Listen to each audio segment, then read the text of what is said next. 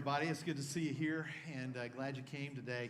I know that as we've been doing this series, that there have been a lot of things that have come to mind, at least in my own heart and my own life. And today is one of those ones where we think of it a certain way, and we think of it as always a physical thing that we need or whatever. But when we see what we're going to see about God today, we're going to see Him in a light that hopefully will change the way you view Him the rest of your life.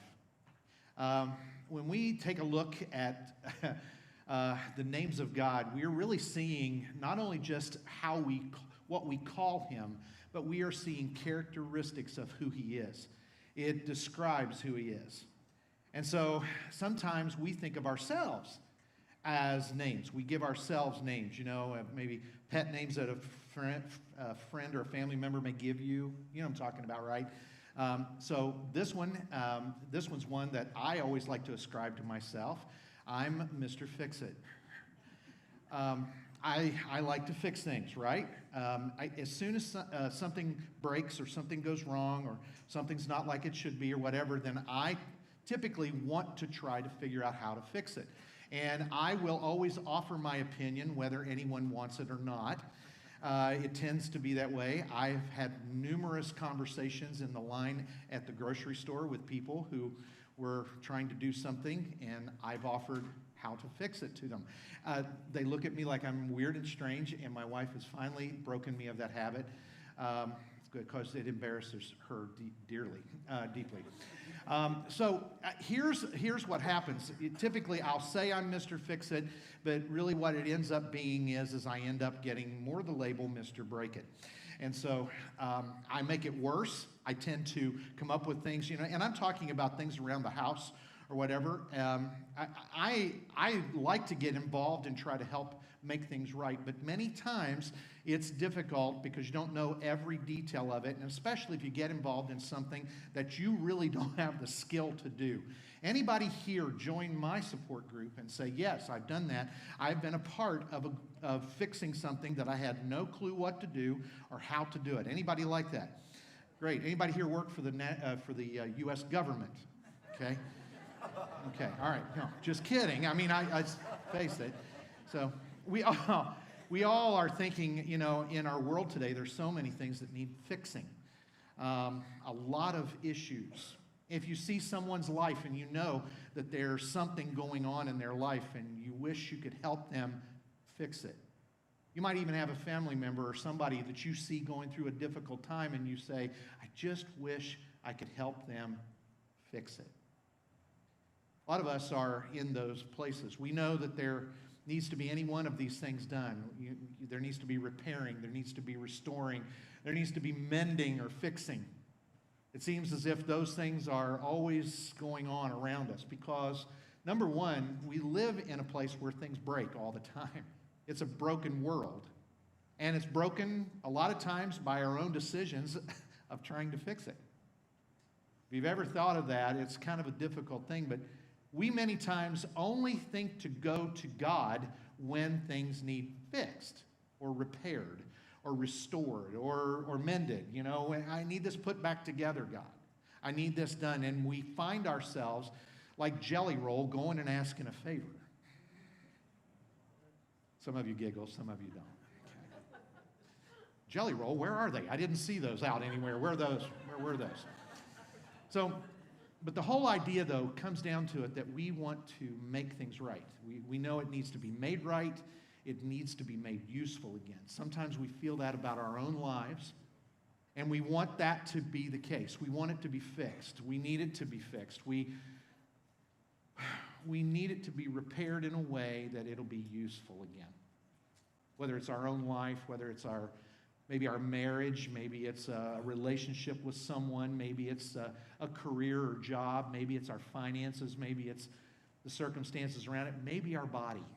Our body needs healing and it needs fixed, it needs repaired, and it's just not knowing what to do. And when it comes to putting life back together, our life back together, my life back together, when it comes to that, I can't do it on my own. I've tried many times to come in and fix things in my own life and think that I can, by just sheer willpower or the decision to do it, that I can get past it. I can get through it or whatever. And I tend to think that many times we miss the opportunity it is to actually give up control and give it to God. We're going to find out today that we have been studying the names of God. We're going to find out today that God has a name that is more ascribed to the characteristic. He's not actually called this, but he is actually described as this. And so it's Jehovah Rapha. Say that with me. Jehovah Rapha. And of course, Jehovah is really the word that many will use, Yahweh. And we learned last week that when you say Yahweh, you can actually be reminded of the fact that God is the only God by the way you breathe. You breathe with bringing in air and then exhaling, and you can inhale and exhale the name of God, Yahweh. And when we do that, we're reminded that he's the giver of even our life, even the very breath we breathe. So Jehovah being the one true God, then this idea of this name Rapha, what does it mean? Well, we really need to understand he is a God who's a healer. That's the concept of the word Rapha. It's what it means. The healing I need doesn't come from my own ability. It has to come from some other source of ultimate healing. And the people of Israel, from years back, and we could really see some of this unfolding a lot around us today, even of how Israel is being treated in the world and how people who have ascribed to this, how they're treated. And most of that comes down to the fact that a lot of what's going on now has been something that's been part of God's plan for so long. And when we see this story, we go back to Exodus chapter 15. And what has happened here is that the Israelites, they weren't even Israelites yet, all right? They were just the Hebrew people, this chosen group of people that the Messiah would come from eventually. And it started with Abraham and went from Abraham to Isaac, his son, and then to Jacob, and then to Joseph. And then Joseph, he was a part of the people of the Hebrew people when they were brought into Egypt because of famine in the land where they were living. And so when they came into Egypt, the pharaohs thought it would be a great idea to use them as they grew in number and everything. That he said, I'm going to take them as my captives. They're going to become my slaves. Since they've become dependent on us for food, now we're going to use them. And he started using them to build the kingdom. Many of them were the slaves that built much of the structures we see, even remaining today, that archaeologists have uncovered in Egypt. And so during that period of time, they were oppressed, and they had, in a sense, forgotten God. Many of them were hanging on that God would bring them and deliver them out of that. And eventually they brought a man. And remember his name? Anybody remember? Just shout it out if you know the name of the man that God brought to bring Israel, or the Hebrew people, out of Egypt. Moses. All right? Say it like they did in the movie. Moses. And Moses was the one who came and he saw a burning bush. God spoke to him, and we could go into all of the details of this. But he went back to Egypt and he told Pharaoh to let the people go. And over again, Pharaoh said he would, and then he'd turn his back and say no, and God would use a plague to change his mind. And for a moment, he would change his mind, and then he'd turn his back on it again and say, no, sorry, you're not going to do that. Over and over again. This happened until Pharaoh finally said yes. He finally let the people go. And what happened as they left? And we're talking about a large number of people, probably in the neighborhood of about 1 million people went on an exodus. And that's where we get the name of the book. And it truly describes what happened to these people, getting released from being slaves in Egypt all the way down, and they come up against the Red Sea in this quest to find this promised land where they were going off to live, going back to the land where they wanted to be, their own nation, their own country. They wanted to be who they were, who God had called them to be. And what had happened was that Pharaoh, he decided, no, I can't let this Hebrew God, and in his mind, a small g God, he was never able to acknowledge that God truly was the one true God. And so what did Pharaoh do? Pharaoh thought he could assemble his army and go after them and bring them back. Now, you would think that that would be an easy task for an army of Pharaoh unless you're up against the one true God. The one true God brought a way to stop Pharaoh and his army from coming on them, and God parted the Red Sea. By faith that Moses put a staff that God had given him, a staff to lead by, and he put it in the water, and it separated the waters. All of those people, a million of them at least, went across dry land to the other side. And Pharaoh thought, well, you're not getting away that quickly, and they went through. And as you have maybe seen it depicted on Hollywood movies or whatever, all you have to do is read the ancient scriptures, and you find out that what happened was Pharaoh wasn't the one ultimate God, and his armies were consumed by the waters of the Red Sea. And the people out on the other side, delivered from Pharaoh, delivered finally from the oppression of Egypt. And what happens? They celebrate, and they're so excited. And then the celebration comes to an end, and what happens? They come to a point to where it's time to start moving. You can't just stay there on the banks of the Red Sea forever. You can't just stay right there. God had called them to something greater and bigger, and so they were going to move on. And as they moved on, they found that the desert is a dry place. It's a very dry place. Matter of fact, no water to drink. What are they going to do? They ran out of water within a short period of time, and they were wondering, how are we going to make it through this? How are we going to get through? And they came up on a place where there was water. But we'll see in just a moment by the name that it was given why it wasn't great. Let's go to Exodus chapter 15, and this is in verse 22. Here's what happened. God had just delivered them. They had celebrated. Now they're coming through, and they come to this point. Then Moses led Israel from the Red Sea, and they went into the desert of Shur. For 3 days they traveled in the desert without finding water. You can imagine what that would do. When they came to Marah, say that with me, Marah, they could not drink its water because it was bitter. It didn't say that it was poisonous. It just had an awful taste. You couldn't drink it.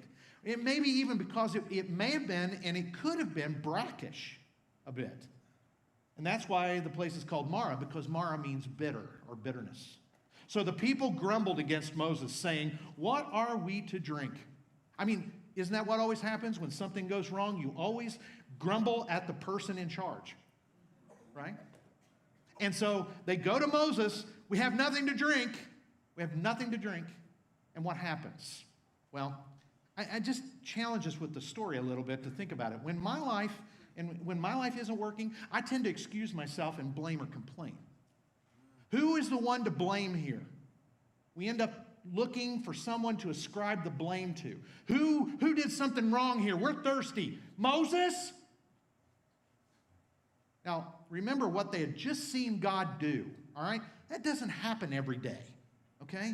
You don't see bodies of water parted with dry land left where people could walk across it. A million people could walk across. You don't see that happen. You don't see plagues like God brought upon Egypt. And they witnessed every bit of this. They saw it all. Yet when they come up to this point, I'm thirsty. I'm thirsty. Oh, Moses, what's going on here? Why is this? And they just start losing it because of the circumstances and the situation. Well, the story goes on. Then Moses cried out to the Lord. And the name Lord here is Yahweh, Jehovah. And the Lord showed him a piece of wood. He threw it into the water, and the water became fit to drink. When you think of that in itself, all right? He showed him a piece of wood. Now, I want to stop here for just a second. Are you in a situation or a circumstance where you wonder, is this ever going to get better for me? Am I ever going to see healing in this situation? And then it's like God does something like, here's a stick. Just throw the stick in the water. That should do it. And you think to yourself, a stick. This is what you've given me, God? A stick? Wouldn't it be easy for that to be our reaction? You know? This is what's going to do it? You've got to be kidding me. This is what's going to actually bring about the water to be fit to drink? You want me to throw a stick in there? Kids have been throwing sticks in this since we got on it, all right? I mean, every kid finds a stick, and what's the first thing they want to do is throw it in the water, right? Because it's a ship floating down the whatever, okay? But God says, see the piece of wood right there? Just throw it in. Throw it in, okay? There the Lord issued a ruling and instruction for them and put them to the test. He said, if you listen carefully to the Lord your God and do what is right in his eyes, goes on, if you pay attention to his commands and keep all his decrees, I will not bring on you any of the diseases I brought on the Egyptians. For I am the Lord who, and say the word, heals you. Here's the point. When God decides to do something, he will use whatever he needs possible. He will do whatever is necessary to bring healing to the situation. And we may decide that we're the fix-it. I mean, we're the ones, we can fix this. God, are you sure? I think it should be this, this, and this. Do we not do that?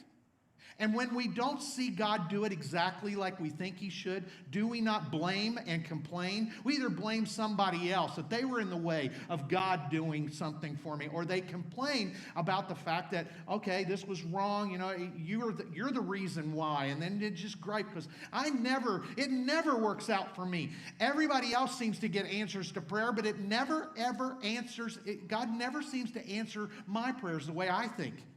All he gave me was this stick. All he gave me was just this circumstance or this situation. God, I think I'd have a better marriage if it weren't for my spouse. I probably would love this church if it weren't for the people. I'd probably love my job if it weren't for my boss or what I have to do there. They expect me to work. God, I don't understand, the circumstance. I just don't get it. And we tend to do this. But he says, look, if you can pay attention to the things I've put out there, just the basics of life, following me, if you'll just follow me, if you'll just obey me, if you'll just do the things that I know are best for you, if you can follow those principles with your life, then you're going to know me as the God who heals. You're going to know me as Jehovah Rapha, the one who can step into a situation or circumstance and bring about healing. This is what I think is amazing. If this were the case and we really were to treat this the same way they did, imagine what could happen. This is not the only place where God is called Jehovah Rapha. Matter of fact, you find it in another place where we're chronicling the story of the kings. And so in 2 Chronicles chapter 7, this is what we find. And here's what's happened. Solomon has built a temple. He's built a temple for God to abide in and to be there in the center of everything they've done. This is many years after this event in the desert looking for water. And have they learned? Have they learned about the same kind of thing? If you just follow God and listen, God can be a God of healing. If you can take him on as the one who is the God of your life, who actually will give you the steps necessary for you to follow, and you'll see healing on a regular basis. If you can do that. This is what 2 Chronicles 7:12 says. This is after Solomon has built an incredible temple to God. And not only has he done that, he's become king after his father David. And as he's become this king and he's leading, he prays to God to dedicate this building, this structure that he has built for God to live in, for them to offer sacrifices in, to bring them back to him, to remember that he is there in the center of their lives. And this is what happens. God, after a period of time, goes on, he finally answers Solomon. He says, I've heard your prayer and have chosen this place for myself as a temple for sacrifices. This I'm going to be there.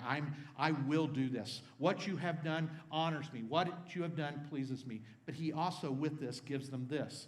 When I shut up the heavens so that there is no rain, or command locusts to devour the land, or send a plague among my people, when I do the same kinds of things, if my people... How many times have you heard this verse? And it's like, it's always capitalized. The I is always capitalized as if this is a verse that stands by itself. No, no, no. It goes with the other verse. So when you go through these things, but when I bring plagues and when I bring punishments your way because you have forgotten me, then this is what happens. If my people who are called by my name will humble themselves and pray and seek my face and turn from their wicked ways. Many people have ascribed this verse to the United States or any country or nation. And yes, loosely there is some application involved, but this was to these people who had created this building for them, and God knew that it would take more than just a building for them to set their lives aside for who God was in. It took more than that. And can I say this? If you think just coming into this building once a week is sufficient for your ongoing relationship with God, then I want to encourage you, that's not the right way to think. This is not some kind of safe haven, all right, where God resides on a regular basis. This building is just where we come together and are reminded of the fact that God is with us all the time. He's in our lives all the time. If you know Him, if Jesus Christ is a part of your life, you've believed and trusted Him for salvation, He's in your life all the time, wherever you go. And so many times we forget this. We think that, we can just say a blanket verse over something and take it actually out of context. You got to put it in there. Look, you got to remember there could be some bad things happen to you if you don't obey me. And if my people then will humble themselves and they'll pray and they'll seek my face, then will I hear from heaven and I will forgive their sin and what's the word? Heal. You know what that word is? Rapha. I will heal their land. Now my eyes will be open and my eyes attentive to the prayers offered in this place. I'll just say this. We have an election coming up this Tuesday. I'm sure there's lots of opinions about what should be voted on and how you should vote and all of that. I'm going to tell you something.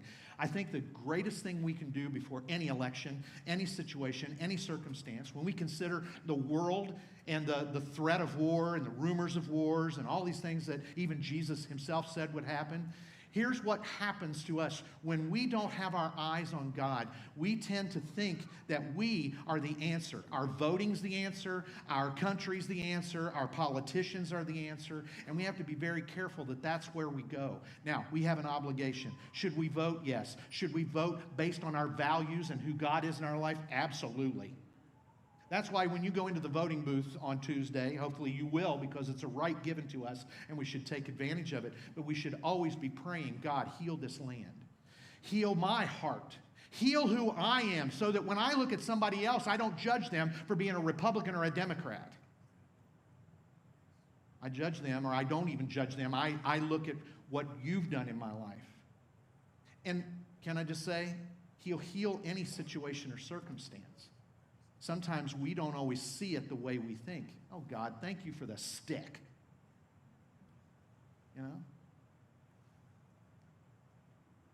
It goes on. God says, I have chosen and consecrated this temple so that my name, and notice, he makes a big deal about his name, may be there forever. My eyes and my heart will always be there. The point is that God doesn't abandon us. He never abandons us in situations. We many times think because a circumstance or a situation looks bad or difficult, or we don't get an answer to prayer the way we do, or we look and blame the stick that God provides, instead of embracing what God has brought into our lives, we many times miss this whole idea that God's eyes and heart are always there. He's always there, ready. In Psalm 30, it's even spoken of in this, and I want to go through a few verses very quickly. I will exalt you, Lord, Yahweh, Jehovah, for you lifted me out of the depths and did not let my enemies gloat over me. Lord, my God, I called to you for help, and you, say it with me, healed me. Again, the same word. You lifted me out of circumstances and situations that I could not get out of myself.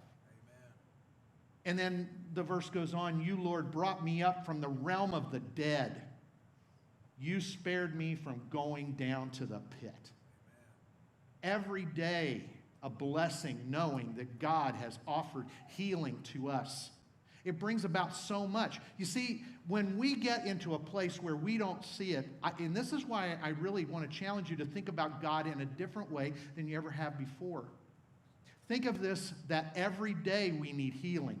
The day we wake up and realize we don't need to be healed. We don't need to be turned from the old way of thinking. We don't need to do this. Whenever we get that arrogant to think that we've arrived and that we now know this much about the Scriptures, or we know we serve this much, or we give this much money, or we do these things, that we've arrived. Let me just tell you, every day I wake up, I'm thankful that I'm not in the pit. That's the way my heart ought to be thinking. God brings that kind of healing.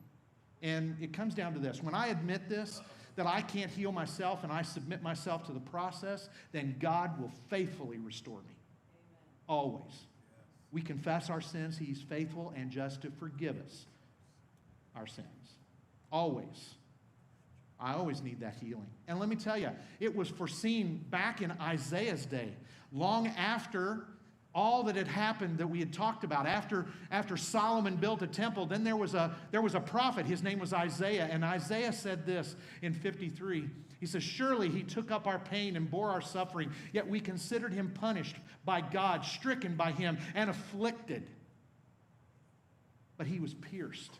This is the thing. But he was pierced for our transgressions. He was crushed for our iniquities. The punishment that brought us peace was on him. And by his wounds we are, say it, healed. You know what the word is here? Rapha. God is this God of healing. God is this God of healing. And if you've been around church very long, or you know, or you haven't even been around very long, who does this sound like to you? Who is he describing here? Jesus.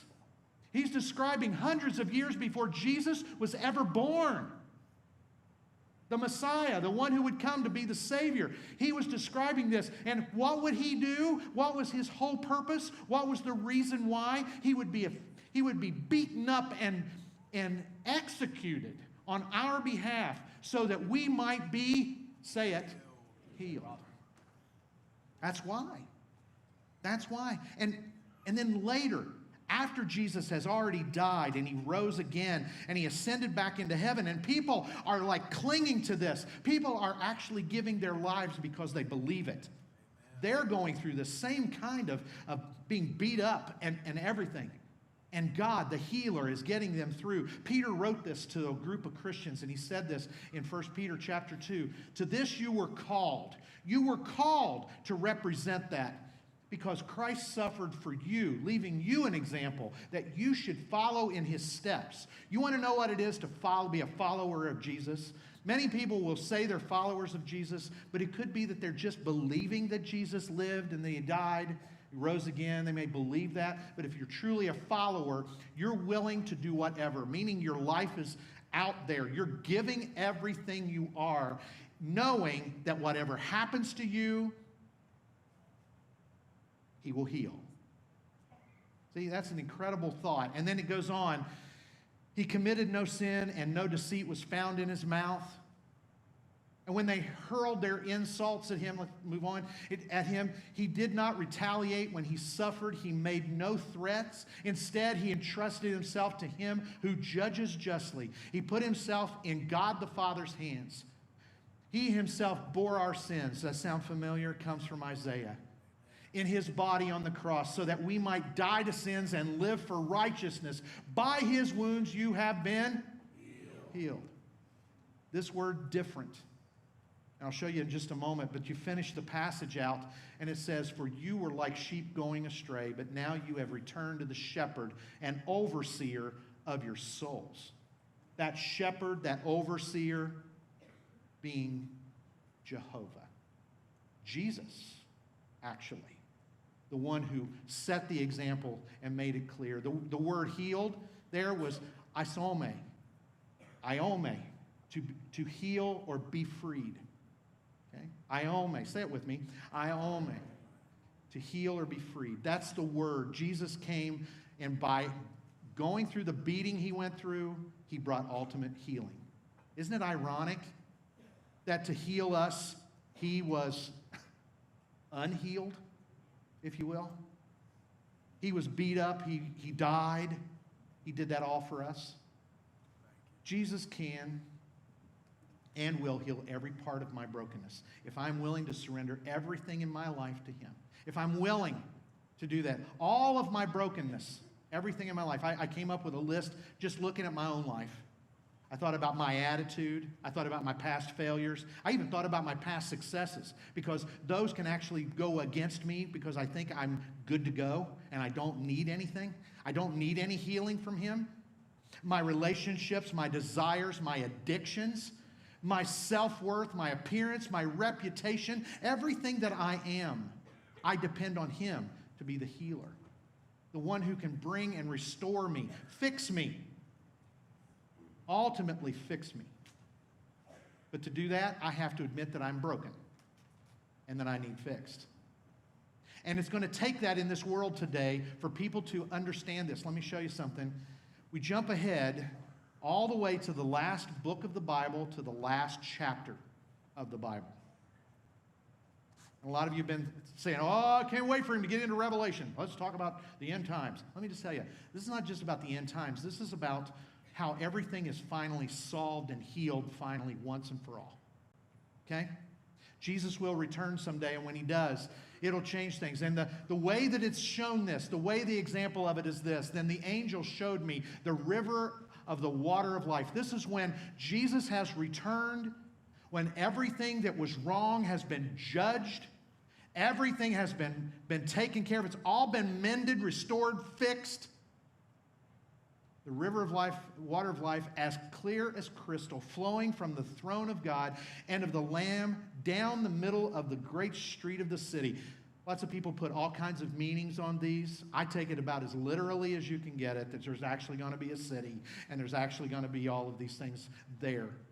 And on each side of the river stood the tree of life, bearing 12 crops of fruit, yielding its fruit every month, and the leaves of the tree are for the, and say it with me, healing of the nations. No, and I got to tell you, this is one of my favorite books in the Bible, because this is the ultimate thing that should be on the banner of victory. No longer will there be any curse. The curse came when man, with pride in our hearts, and our representative, Adam and Eve, they were there in the garden, and they chose that. The curse came on everything because of sin at that point. And now, because of his healing, and this word healing is therapeo, and it actually means therapy. God is our therapy for this world. It's not hard to see that we all need, this whole world needs to go to therapy. And the only way that actually is going to occur is when it comes down to it. Jesus is the one who's ruling and reigning. And yes, that all will happen in the future.